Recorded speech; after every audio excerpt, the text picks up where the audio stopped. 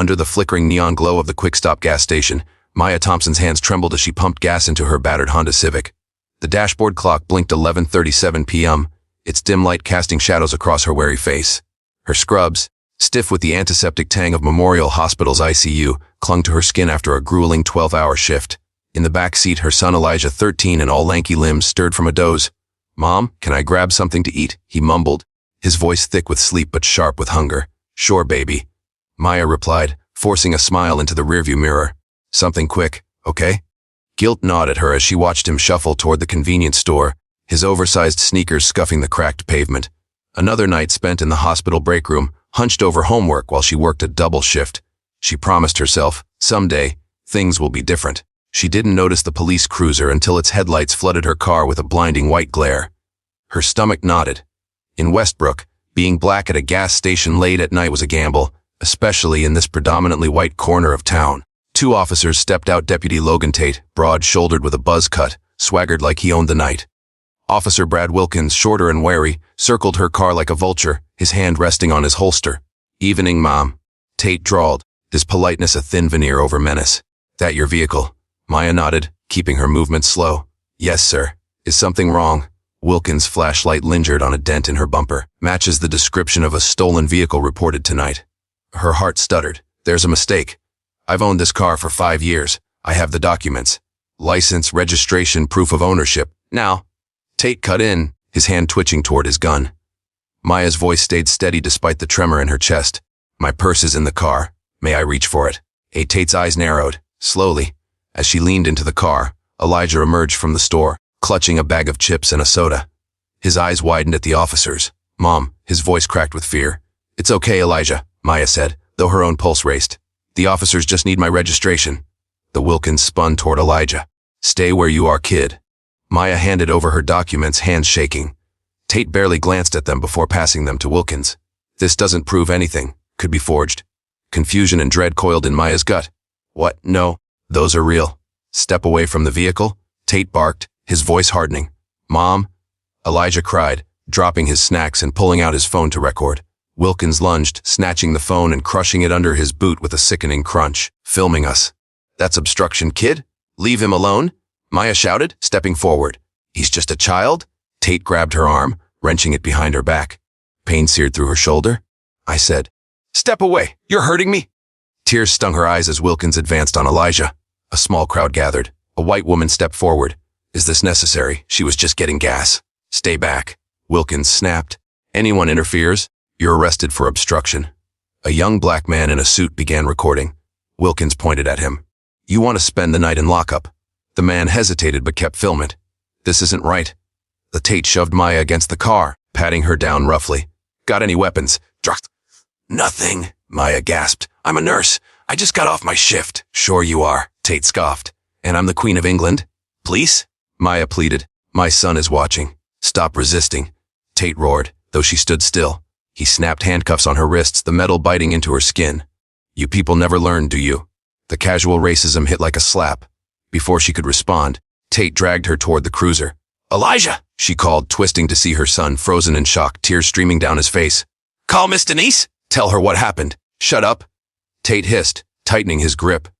A black SUV rolled into the lot, its tires crunching over Elijah's shattered phone. Sheriff Cole Mercer stepped out, tall and imposing, his steel gray hair glinting under the floodlights. His cold blue eyes scanned the scene. "What's the situation, deputy?" "Suspected car thief," Tate replied. "Resisted arrest. Kid tried to interfere?" A Mercer's lip curled as he studied Maya. "Is that right?" He didn't wait for an answer. "You know what to do." The words sent a chill down Maya's spine. This wasn't a mistake. It was a ritual. Wilkins shoved her into the cruiser's back seat, her head hitting the doorframe. Pain exploded behind her eyes, but she refused to cry out. As the door slammed shut, she caught one last glimpse of Elijah, alone under the garish gas station lights, his shoulders shaking with sobs. The Westbrook Police Department reeked of bleach and despair. Maya stood in the booking area, handcuffs cutting into her wrists, as Officer Wilkins shoved her forward. The booking officer, a heavy, set woman with bored eyes, didn't look up. "Name? Maya Thompson," she said, voice steadier than she felt. "I'm a nurse at Memorial Hospital." "This is a mistake. Save it," Wilkins snapped. She was caught stealing a vehicle at the quick stop, assaulted an officer, resisted arrest. "That's not true," Maya protested. It's my car. I have proof. The booking officer sighed, typing without question. Empty your pockets. Maya placed her hospital ID wallet and a pack of gum on the counter. Wilkins snatched the wallet, pulling out a small plastic bag of white powder. Well, look at this. Narcotics possession. Maya's blood ran cold. That's not mine. You planted it. Wilkins smirked. Gus, that explains your erratic behavior. High as a kite. He turned to the booking officer. Add possession to the charges. I want to call my lawyer. Maya demanded, her voice hoarse with fear. Wilkins laughed. Rights. That's cute. You'll get your call when we say. They led her to a cramped holding cell, packed with 15 women in a space meant for 8. The door clanged shut, the sound reverberating like a death knell. The cell smelled of unwashed bodies and hopelessness, a single exposed toilet in the corner offering no privacy. First time? A woman asked, her cheek bruised, eyes tired. I'm Janine. I shouldn't be here, Maya said, wrapping her arms around herself. They planted drugs on me. A Janine nodded grimly. Classic Westbrook special. Been here 3 weeks, waiting for a hearing that keeps getting rescheduled. Broken taillight turned into warrants, then unpaid tickets. Maya's stomach dropped. 3 weeks. For what? This precinct's notorious, Janine whispered. They target black folks, plant evidence, falsify reports. Sheriff Mercer runs this county like his personal empire. My son? Maya said, her voice breaking. He's alone at the gas station. He's only 13. Someone will look out for him, Janine assured her, squeezing her hand. The community knows what these cops are like. Hours dragged by, a haze of anxiety and discomfort. Around 3 a.m. the cell door opened. Thompson, let's go, Tate barked. As Maya passed Janine, the woman whispered, stay strong. Don't sign anything. Tate led her to a windowless interrogation room, its sterile walls designed to break spirits. I want my phone call, Maya said, summoning courage. It's my right. Tate chuckled, closing the door. You'll get it when I say, I'm a nurse, I know my rights. A sharp jab to her stomach stole her breath. She doubled over, gasping.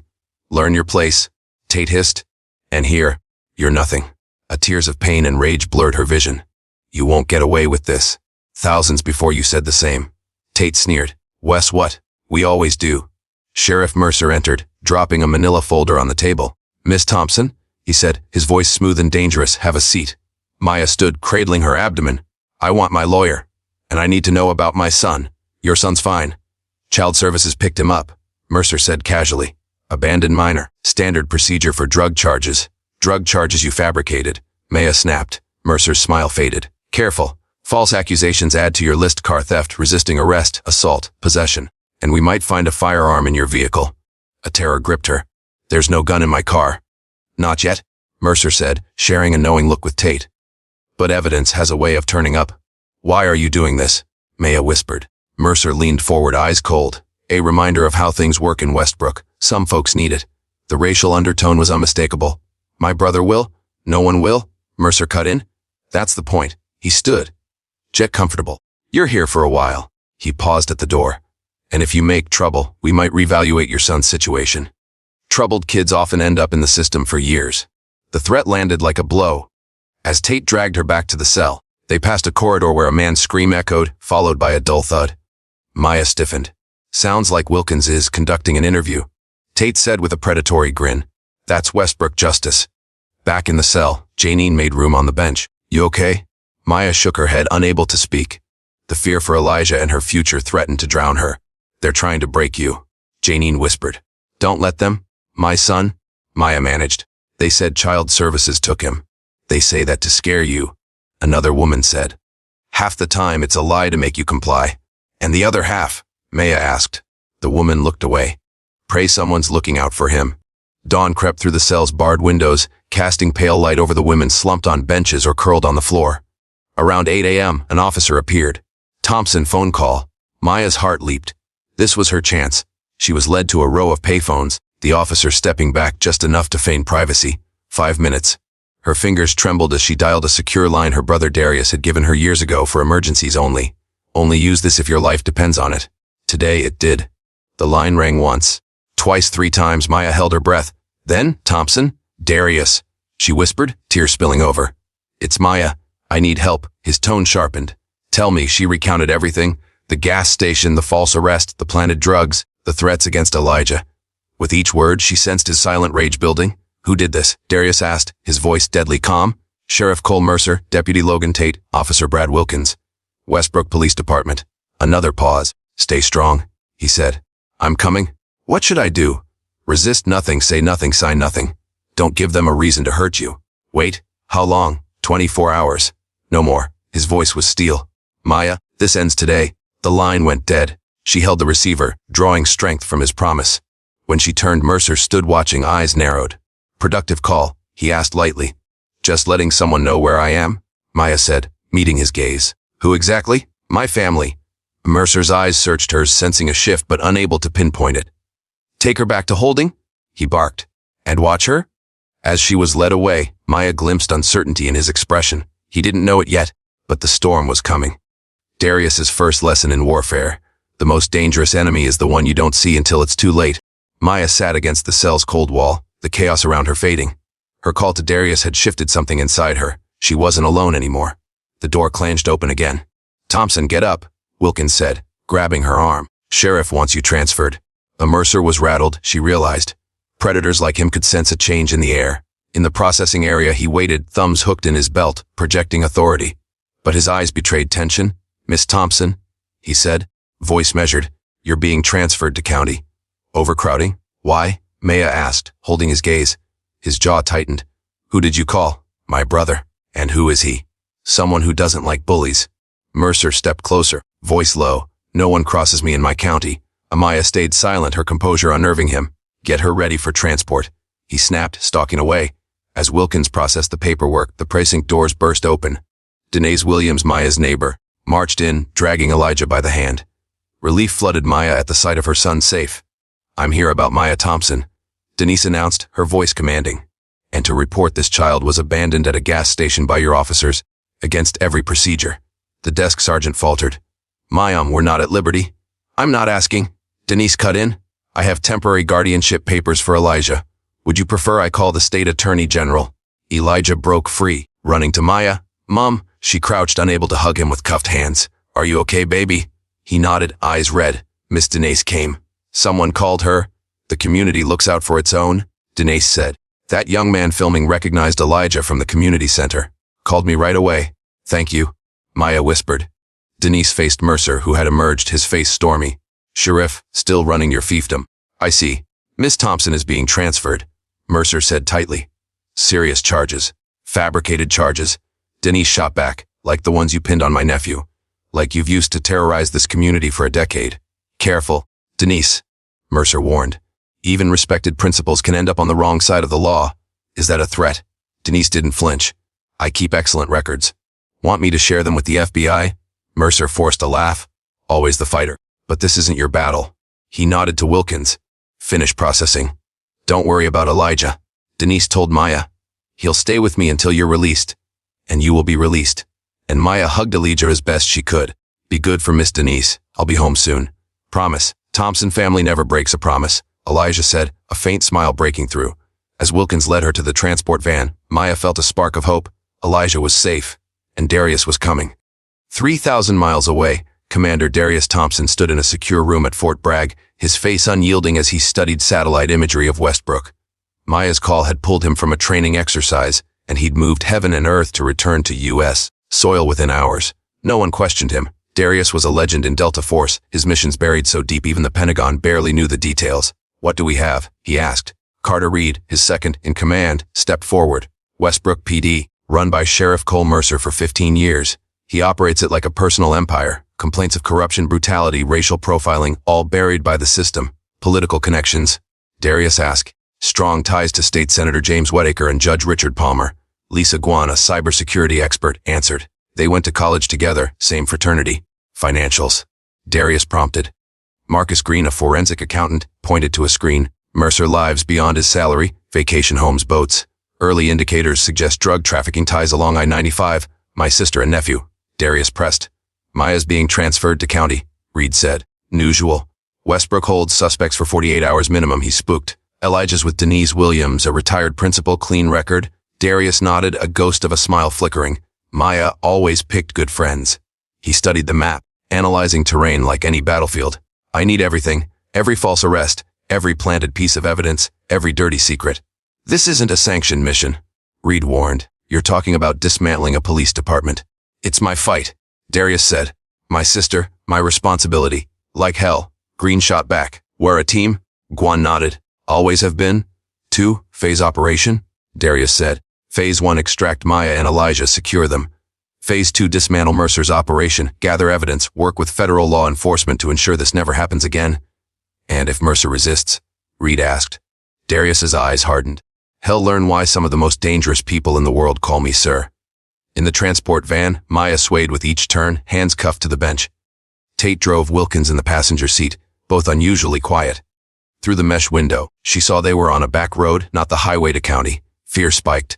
Where are we going? She asked. Tate glanced back, eyes cold. Scenic route. Her mind raced. Away from witnesses, they could do anything. A lot of people know where I am, she said evenly. Miss Denise, my son, the lawyer. Wilkins sneered. That public defender works for us. As for the old lady and your kid, who'll believe them over sworn officers? The radio crackled. Unit 12, this is dispatch. Sheriff wants you to divert to the station immediately. Tate frowned. What kind of situation? Secure the prisoner and return now. Tate swore, making a sharp U-turn. Guess your scenic tour's postponed. The radio crackled again. All units, federal agents at the courthouse asking about the Thompson arrest. Sheriff wants all hands at the station. Maya's heart leaped. Darius was moving faster than she'd hoped. Tate slammed the steering wheel. Federal agents. What the hell? Wilkins turned wary. Who's your brother? Someone you shouldn't have made angry, Maya said. The precinct was chaos, officers shredding documents, wiping computers. Mercer stood in the bullpen, barking orders, his face flushed. As Tate and Wilkins escorted Maya inside, he stormed over. What part of transfer to county was unclear? He snapped. Dispatch called us back, Tate said. Said the feds are at the courthouse. Mercer grabbed Maya's arm. What did you do? She smiled faintly, saying nothing. He released her, rattled. The doors swung open, and a tall man in a suit, flanked by FBI agents, strode in. Sheriff Cole Mercer? The man asked. That's right, Mercer said, straightening. And you are? Special Agent James Wilson, FBI. We're here about Maya Thompson. Mercer forced a smile. Routine arrest. She's being transferred. In a van headed to Wagner Woods. Wilson cut in. Interesting route to county. Mercer faltered. My deputies got turned around. With 23 years experience between them. Wilson held up a file. We have witness statements from the gas station, including video your system failed to log. An agent showed footage from the businessman's phone. Mercer paled. That doesn't change. It changes everything, Wilson said. Especially with the financial audit we're conducting. Interesting spending habits, Sheriff. Maya rubbed her wrists as Wilkins removed her cuffs, his hands shaking. You're free to go, Miss Thompson, Wilson said. We'll take your statement elsewhere. This is outrageous, Mercer blustered. We have a federal warrant, Wilson replied, handing him a document. Your department's under investigation for civil rights violations, evidence tampering, and financial crimes. As agents swarmed the precinct, Maya followed Wilson to an SUV. Where are we going? She asked. Somewhere safe, Wilson said. Your brother's waiting. The safe house, a ranch-style home surrounded by open fields, was unassuming but secure. As Maya stepped from the SUV, Darius emerged, his imposing frame softened by the relief in his eyes. He pulled her into a fierce embrace. I'm sorry, he whispered. I should have been here sooner. You came, Maya said, clinging to him. That's what matters.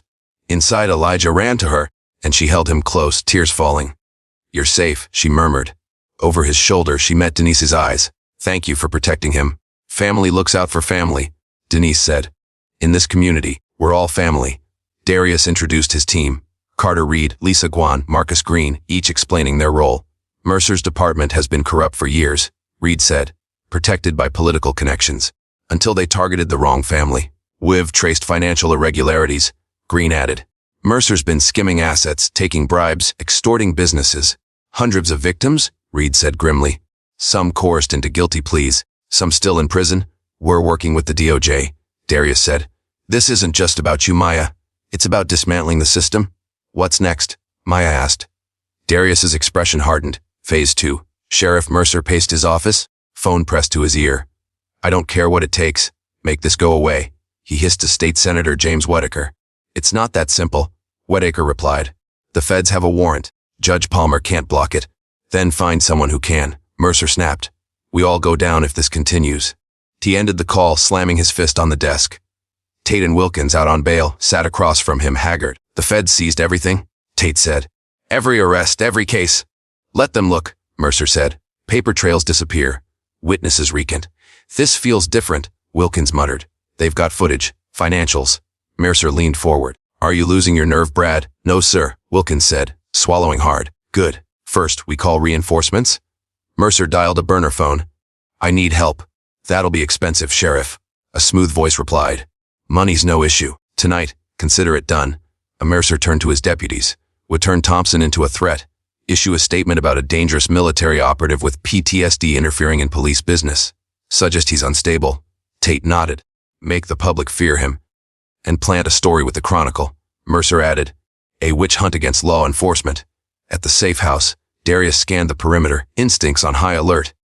His team worked in the converted living room, screens glowing with data. Financial transfers from Mercer to Phoenix Tactical, a private security firm, Reed reported.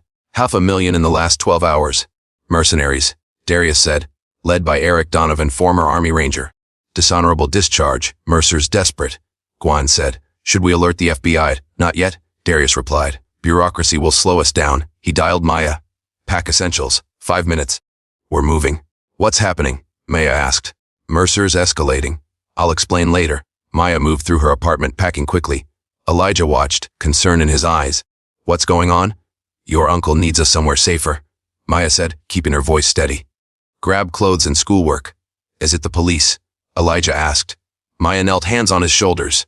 Your uncle thinks Mercer might try to hurt us, but Darius won't let that happen. Neither will I. A knock at the door froze them. Stay here, Maya whispered, guiding Elijah to the bathroom. Lock the door. Through the peephole, she saw a woman in a suit holding a badge. Miss Thompson, I'm Detective Sarah Miller, State Bureau of Investigation. I need to speak about the case against Mercer. Something felt off. I'm not available, Maya called. Contact my lawyer? Open the door, the woman said, voice hardening. This is about public safety. Maya backed away, reaching for her phone. The door crashed open, and the woman entered, followed by 2 men in tactical gear. Maya fought, kicking and scratching, but one man pinned her. Elijah, run, she screamed. Fire escape. Elijah bolted, but a taser's prongs hit Maya, sending her convulsing to the floor. Through the pain, she saw a man grab Elijah. The woman loomed over her with a syringe. Nothing personal, Miss Thompson? Just business? Darkness claimed her. Darius sensed trouble as he approached Maya's street. It was too quiet. Something's off. Reetswan, status, Darius said into his earpiece. No movement in Maya's apartment, Guan replied. But 20 minutes ago, 3 heat signatures entered, then left with 2 more. They got to them first, Darius said, accelerating. At the apartment, the splintered door confirmed his fears. Inside, signs of struggle, overturned furniture, a blood splash fueled his rage. He knelt by the blood. Still tacky. Recent. Reed found a syringe. Sedative. Professional job. They knew we were coming? Darius said. Guan, track all vehicles leaving this area in the last 30 minutes. Darius's phone buzzed with a text and image of Maya and Elijah, unconscious in an industrial setting. Below it a message, call off the investigation or they die. Maya awoke in an abandoned warehouse, head throbbing, hands bound to a metal chair. Elijah was beside her, similarly restrained, his face streaked with tears but defiant. I'm here, baby, she said. Are you hurt? He shook his head. They tied me up when I tried to run. Mercer stepped from the shadows, his presence chilling. How touching. What do you want? Maya demanded. Originally, to teach you respect, Mercer said, circling them. Now I want my life back. The one your brother's destroying? You destroyed it yourself? Maya shot back. When you chose corruption. Mercer's face darkened. You have no idea what it takes to keep order in Westbrook. Lines get crossed for the greater good. What greater good? Maya snapped. Planting evidence? Harassing my son? He showed her a photo of Darius. Your war, hero brother. Did you know the forces you unleash it? I knew exactly what I was doing, Maya said. I called someone who believes in justice. Mercer laughed bitterly. Justice, there's only power. He nodded to the woman from the apartment. Keep them secure. I'll deal with their rescuer. You're making a mistake, Maya called. You don't know what Darius is capable of. Mercer paused. Neither does he know what I'm capable of. Maya leaned toward Elijah. Don't worry. Uncle Darius will find us. Thompson family never breaks a promise, Elijah whispered. At Maya's apartment, Darius's team set up a command center. Agent Wilson and FBI tactical specialists joined them. The warehouse district makes sense for hostages, Wilson said, pointing to a map. Isolated, multiple exits. Mercer's brother-in-law owns a manufacturing plant there, Guan said. Unusual electrical usage in the last 24 hours. That's it, Darius said. 3 stories, multiple access points. Wilson, your team surrounds the building in 30 minutes. Too obvious, Darius countered. Mercer will have lookouts. If they spot feds, Maya and Elijah are dead. Reed and I infiltrate first, locate the hostages. Then your team moves in. This isn't a military op, Wilson said. It's exactly like one, Darius replied. Mercer's hired mercenaries. He's desperate. Wilson nodded. You lead until the hostages are secure. Then we do it by the book. In the warehouse, Mercer paced the upper floor, watching his mercenaries from Phoenix Tactical set up defenses. Eric Donovan, their leader, reported, thermal imaging active. We'll see any approach. What if we can't stop them? Tate asked nervously. I have insurance, Mercer said. Dirt on every judge and politician in the county. If I go down, they all do. Donovan's tablet showed movement. 2 heat signatures northeast using the drainage channel. Mercer smiled. Right on schedule. As his men took positions, the lights cut out. Emergency generators kicked in, but flashbangs exploded from above. Mercer drew his weapon, realizing his trap had been flipped. Darius and Reed moved silently across the main floor, neutralizing guards with non-lethal takedowns. Darius reached Maya first, cutting her restraints. Are you hurt? No, she whispered. Mercer's up there with a dozen men. As they moved to escape, a spotlight pinned them. Commander Thompson? Mercer called from the catwalk. I was wondering when you'd show. Darius shielded Maya. It's over, Mercer. The building's surrounded. Your mercenaries are done. Mercer laughed. Maybe, but I'll have the satisfaction of watching you die. Before he could fire, FBI agents stormed in. Drop your weapons, Wilson shouted. Chaos erupted. Mercer, Tate, and Wilkins fled toward a rear exit. Reed, get them out. Darius ordered, pursuing. On the roof, Mercer fired wildly at Darius, who took cover. Surrender, Darius called. You'll face justice in court. Justice, Mercer spat. There's only winners and losers. Spotlights from FBI vehicles lit the roof. Tate and Wilkins surrendered, but Mercer raised his gun at Darius. This is your fault. Before he could fire, FBI snipers shot him down. He collapsed lifeless. Darius looked at the fallen sheriff, feeling only grim closure. The battle was over, but the war against corruption would continue. 3 months later, the Westbrook County Courthouse buzzed with tension.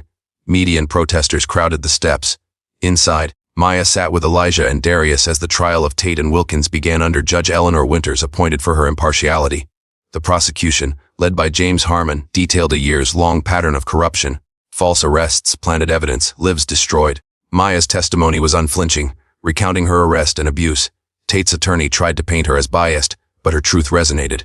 Wilkins, in a plea deal, testified against Tate, admitting to planting drugs and targeting black citizens to meet quotas. Maya Thompson was just convenient, he said, the words chilling the courtroom.